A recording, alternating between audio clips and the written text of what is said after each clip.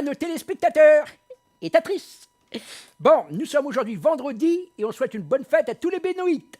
Sainte-Benoît. Alors, il y a une semaine, la France quittait la Coupe du Monde de football. Ça, c'est de la faute de leur entraîneur, vous savez. L'équipe de France a pris la clé des champs. Ah bah, il a préféré faire venir la femme des joueurs plutôt que de leur payer des professionnelles brésiliennes.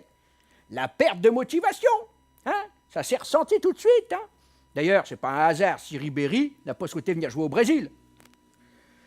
Ah, ça, les Brésiliennes, c'est la carotte qui fait avancer l'âne. Bon, alors, comme tous les jours, j'ai reçu beaucoup de messages de la part de nos téléspectateurs, et je vous en remercie. Marie-Josée, 60 ans, qui reste en contact avec ma télé grâce à Internet.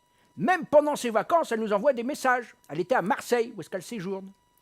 Josette, c'est affreux. Je voulais rassurer mes amis et mes proches. Tout va bien, mais j'ai été témoin d'un crime à Marseille. Le trou de balle était si gros qu'on aurait pu y mettre 2 doigts. Effectivement, Marie-Josée, hein, c'est affreux. Et je suis certaine que le trou de balle a été retrouvé en bas du dos. Hein? Bon. Alors, message de Gérard, agent de sécurité à Fayet. Il s'interroge sur l'avenir de nos hommes d'État. Hein? Bonjour, Josette. Je me pose beaucoup de questions.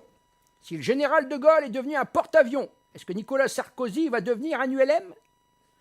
Mon cher Gérard, vous devriez savoir que je m'abstiens de tout commentaire politique.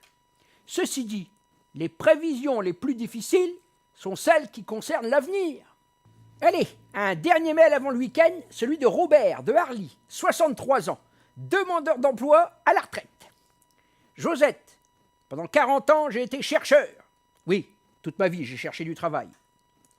Mais c'est de la faute de Pôle emploi. Ils m'ont envoyé un courrier pour me dire qu'ils n'avaient pas perdu mon dossier, mais tout simplement, ils ne le retrouvaient plus.